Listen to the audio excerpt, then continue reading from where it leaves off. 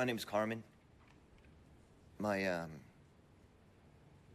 my brother's an addict. My brother was an addict.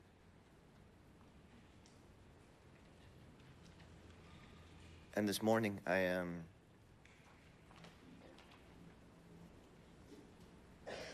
sorry, I forgot.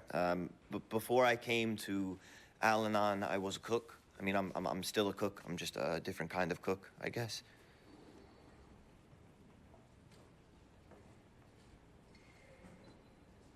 My brother and I, we would cook a lot together, especially when we were kids. You know, that's when we were closest. Food was always our common ground. We wanted to open a restaurant together. We had a name, we had a vibe, all of it.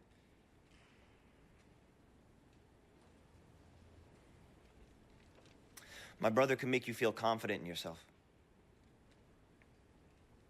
You know, like when I was a kid, if I was nervous, I was scared, I wouldn't want to do something, he'd always tell me to just face it, you know, get it over with. He would always say, stupid. He would always say, let it rip.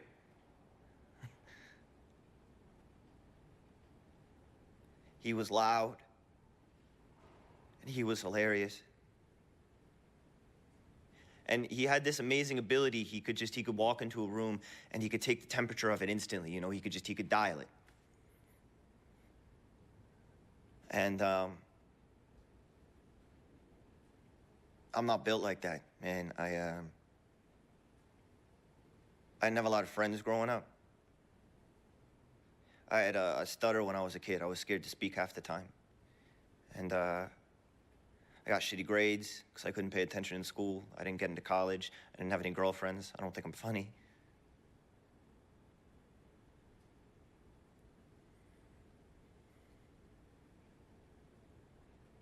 I always thought my brother was my best friend. Like we just knew everything about each other. Except everybody thought he was their best friend. You know, he was that magnetic. And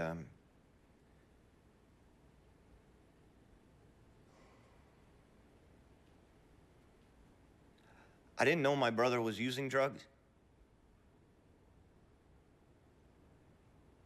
What does that say? As we got older, I realized I didn't know anything about him, really.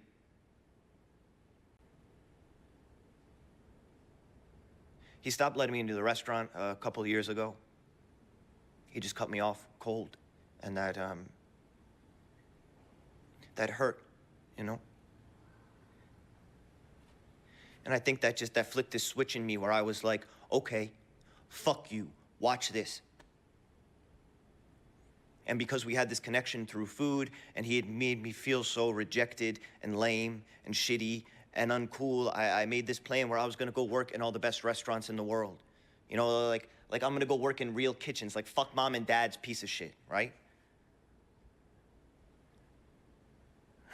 And it sounds ridiculous, you know, me saying that now, but that's what I did.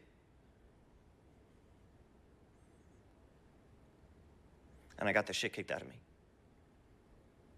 And I separated herbs, and I shucked oysters and clams and uni, and I cut myself, and I got garlic and onions and peppers in my fingernails and in my eyes, and my skin was dry and oily at the same time. I had calluses on my fingers from the knives, and my stomach was fucked, and it was everything.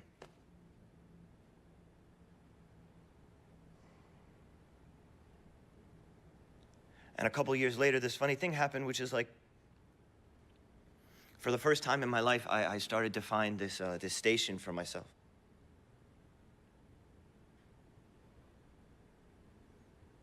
And I was fast.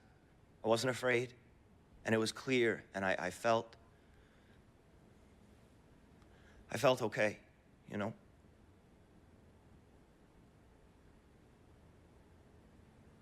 I knew which vegetables went together, proteins, temperature, sauces, all that shit. And when somebody new came into the restaurant to stage, I'd look at them like they were a competition, like I'm gonna smoke this motherfucker. I felt like I could speak through the food, like I could communicate through creativity and that kind of confidence. You know, like I was good at something that was so new and that was so exciting, and I just wanted him to know that, and fuck, I just wanted him to be like, good job.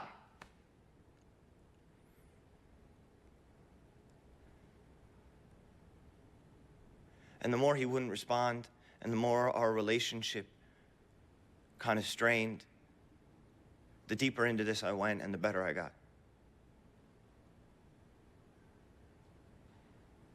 And the more people I cut out, the quieter my life got.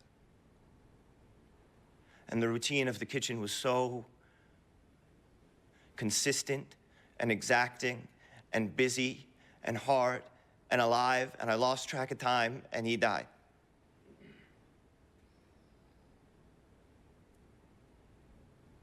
And he left me his restaurant.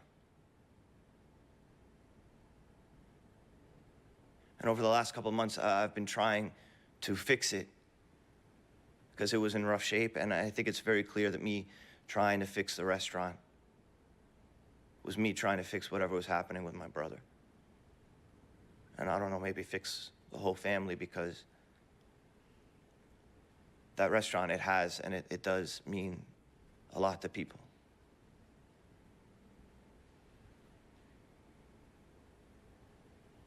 It means a lot to me.